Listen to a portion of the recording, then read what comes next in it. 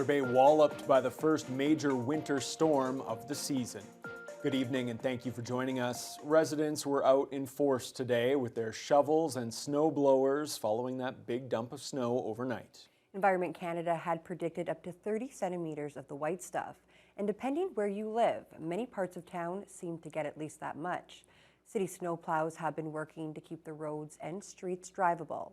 Brendan Miller joins us now in studio, and Brendan, we understand you spoke with the City Roads Manager. I did, Riley. Ian Spoljarich was able to provide information on the progress the plows and salters have made. Today, they strictly stayed on priority routes and they got to work soon after the snow began to fall last night. The city snowplows were very much in demand on Monday morning, taking care of the major routes around Thunder Bay, such as James Street.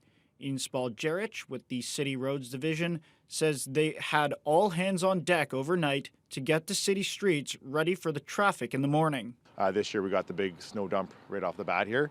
So, we're taking it as it comes. And last night we had guys out sanding and salting the priority routes. Then we came in at 2 a.m. and we started plowing those routes. With the continued snow, we kept going throughout the day. Tomorrow we're hoping to get into residential streets. Spoljarich says at one point they had 60 plows and other equipment out on the roads. And with that, he says local motorists need to drive with more caution. Right now, just drive to the conditions, take it easy out there. If you see our equipment, slow down, give them lots of room to work. With the city doing its part, local residents too were out shoveling and snow blowing their driveways and sidewalks. Some families went out to enjoy the first snowfall, and because last year's winter wasn't too white, some are pleased there will be snow on the ground this year for the holidays. It's not Christmas without snow, and it's not too much. It's just we got spoiled. I have a picture out my front window last year on December 14th, and there was no snow at all. The street was wet and the grass was still green. It's just cross-country ski, and I used to skate, but I went away the last 2 winters, and this winter I didn't go away, so I'm sticking here, so I probably will pick up my cross-country skis again. Moving forward with the clearing of the snow, Spoljarich said that priority routes will be checked again overnight before moving to residential streets around 9 a.m. Brendan Miller, TBT News. Ontario Health Minister Sylvia Jones paid a visit to the Thunder Bay Regional Hospital today to announce a new in-hospital emergency mental health and addictions area. The project is intended to provide quicker access to help for those types of emergencies. Justin Hardy has more. Today's announcement is the first step of many in this exciting project, and I look forward to watching your progress and celebrating each milestone as this project comes to fruition. The planned emergency mental health and addictions assessment and observation area at Thunder Bay Regional is aimed at addressing the steady rise in rates of mental health and substance use-related visits. Health Minister Sylvia Jones says it will ensure people across northwestern Ontario have faster access to mental health and addiction support services. Our government's investment will create a new space designed to provide care in a safe and private setting for parents and their families, with improved space for nursing and physician assessments, enhanced programming and care plan development that puts people at the center. The new space will be built just off the existing emergency department, which is expected to help speed up triaging of mental health and addictions patients as they come in. Dr. Kyle Lansdale, Chief of Emergency and Trauma Services, says the new space will have a great impact on the capacity of their ER. This is going to be an expansion of our emergency department. So we're going to be seeing an improved capacity to see mental health and addictions patients without interrupting any of our current operations.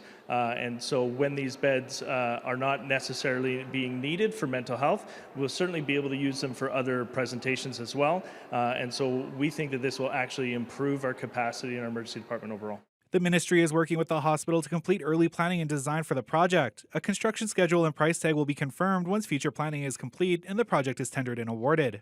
Justin Hardy, TBT News. Thunder Bay Fire Rescue responded to a serious house fire in the city's east end just before midnight last night. The lone occupant escaped the blaze and was sent to hospital for further treatment. It happened, all right, I apologize for that. We are going to talk about Queen's Park. One of the issues in the legislature today was the shortage of family doctors. CTV's Mike Walker brings us those details. Patients losing their family doctor are understandably distressed. The executive director of a downtown Toronto clinic says the doctor shortage in Ontario was dire, unable to fill 2 vacancies, including one physician who retired earlier this year. Given the current shortage of family doctors in Ontario, there is often little I can do to help. Part of the problem, the Tattle Creek Family Health Team says, is newly trained family doctors are opting not to enter family medicine. They blame a lack of funding. Our staff at Tattle Creek Family Health Team have seen no increases in their salary for 5 years now, while costs of living have gone up year after year. As a result, over a third of our community health staff have left in the past year, with the highest turnover in social work and administration. They came to Queen's Park urging the province to do more to address the primary care shortage, the unfilled positions they say impacting more than 2,000 of their patients. Time and energy that should be directed towards patient care is now being diverted to try and help those patients who have been discharged and to figure out a way to keep the remaining practice going. Critics say the scenario at Tattle Creek is playing out across the province.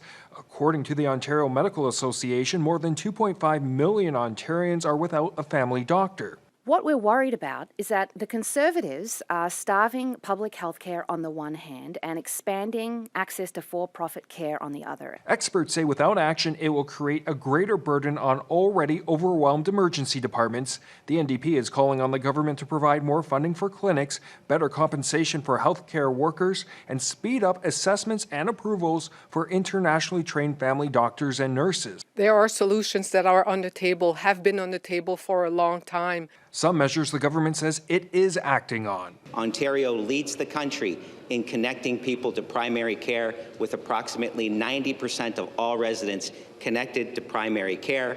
One of the ways we are doing this, Mr. Speaker, is getting internationally trained doctors into the system. The Ford government has also recently appointed the former federal health minister, Jane Philpott, to oversee plans to connect every Ontarian to primary care within 5 years. Mike Walker, CTV News. Thunder Bay Fire Rescue responded to a serious house fire in the city's East End just before midnight last night. The lone occupant escaped the blaze and was sent to hospital for further treatment. It happened on McIntosh Street. When firefighters arrived, they were met with heavy black smoke and flames coming from multiple areas of the home, with the windows blown out due to the intensity of the fire.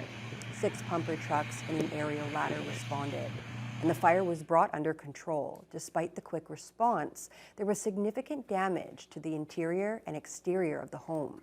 Fire Chief Dave Paxton explains what they believe was the cause. Yeah, the information we have at this point, it was started in a bedroom.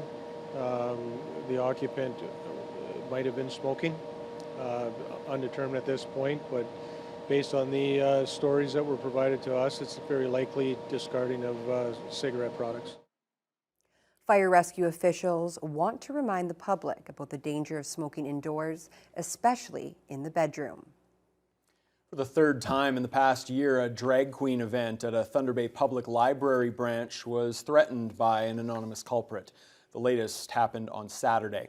Thunder Bay Police received reports about a bomb threat in advance of the scheduled drag story time and crafting with Queens event at Waverley Library. Police secured the scene and determined there was no credible threat in the area. Library officials moved the event to a safe off-site location, and it continued without incident. Library CEO Richard Hogman says it's a shame that someone felt justified to waste the police's time with a malicious hoax. Rainbow Collective founder Jason Veltri says threats against these events show an utter disregard for the safety and the well-being of the children in attendance and the community. 4 weeks after he first announced his plan to reduce paid parking hours in Thunder Bay, Councillor Brian Hamilton's motion will be debated at City Hall tonight. The motion came in response to concerns from downtown businesses about the extended paid parking hours that were introduced on June 1st. Parking is currently enforced Monday to Saturday from 7 a.m. to 9 p.m. Hamilton's motion proposes scaling that back by 5 hours to the original 9 a.m. to 6 p.m. timeframe. The days of the week would remain the same at Monday to Saturday with free parking on Sundays. Well, I think the reduction of enforcement hours actually impacts mostly probably the nighttime businesses. But I think traditionally people are used to spending money on parking during daytime operating hours. So I think council ultimately will agree, and I think the community should be satisfied, I'm hoping, with the balanced approach that I'm proposing. If approved, the hours of enforcement would also be reduced at Marina Park. But Hamilton says he won't try to eliminate paid parking at the waterfront, as many city residents have been demanding. If council supports the motion, the changes will be in place for 1 year to allow city parking officials to study the overall financial impact. A federal offender with ties to Thunder Bay who'd been illegally at large since November 26th has now been caught. The Repeat Offender Parole Enforcement, or ROPE Squad, says 30-year-old Brandon Roy was arrested by police in North Bay. Roy is serving a 2-year sentence for armed robbery and assault. Police issued an alert about Roy a week ago, noting that he's been known to frequent Thunder Bay, Kenora, and Timmins. The second year of the Tim Hortons Holiday Smile campaign has been a stellar success in Thunder Bay. The local Tim Hortons raised over $63,000, half of which is going to the Dewdrop Inn Soup Kitchen. The campaign saw Tim Hortons locations across the city bake and sell cookies between November 18th and 24th. The local proceeds are being split equally between Dewdrop and the Tim's Foundation camps. Local representatives met today to present the check for this year's campaign. Dewdrop Executive Director Michael Keebell says it's great to see a company like Tim Hortons give back to the communities they operate in. I think it's really amazing. Tim Hortons is very community-minded. They do this twice a year. It gives us an opportunity, other charities, an opportunity to get the funds that they desperately need. Dewdrop Inn relies on community support to serve a good meal daily, so this very generous donation is going to be incredibly helpful to our feeding program. Well, it's very important to be present as local owners here in Thunder Bay. It's just really important to be part of the community, to help out and see the smiles that it brings on others' faces. It makes me feel fantastic. It's amazing to be able to help support in the community, and it's also just amazing to see everybody that comes out along with it as well to help out. Organizers were happy to have the Holiday Smile Cookie campaign for a second year and hope it'll continue. This weekend marked the 25th anniversary for the Parade of Lights. For the past quarter century, it's brought festive cheer and filled Thunder Bay with the Christmas spirit a few weeks before the holiday itself. Emma Chilton was there. The longtime tradition of decorating trucks and vehicles with Christmas lights to raise money for charities brings out onlookers in droves. With more than 150 entries, it wasn't surprising to see people lining the parade route 90 minutes and more before its scheduled 7 p.m. start time.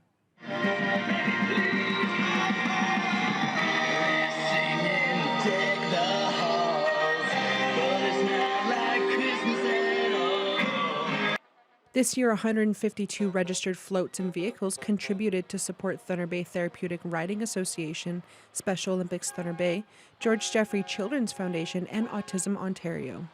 Parade Chair Greg Stevenson expresses gratitude for the incredible community support. And when we go over the bridge, when we first start, and you see the crowds at Toys R Us and along the harbor, and then turn, it's mind-blowing the amount of support that we get. Dave Dolph says that he was born with bronchial asthma, and back then there wasn't much hope for kids. Dolph has been entering his truck in the parade for 24 years and is back again. When I was born with bronchial asthma. I was in an air tent. But back then, there was hardly any help for kids. Now there's help for kids, and I do my best to take care of it. If you have a sick child and you need help, well, that's what this is for.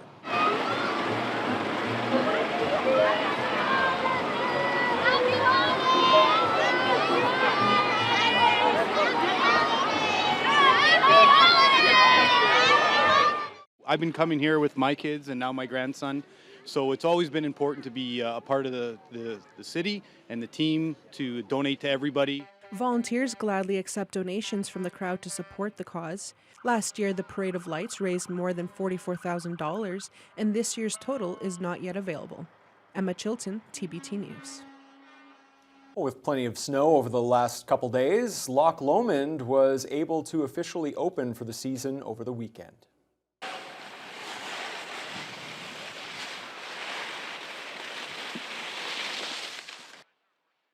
Almost all of the south side hills were open on Saturday and Sunday, including the Pine and the Snoopy Hill.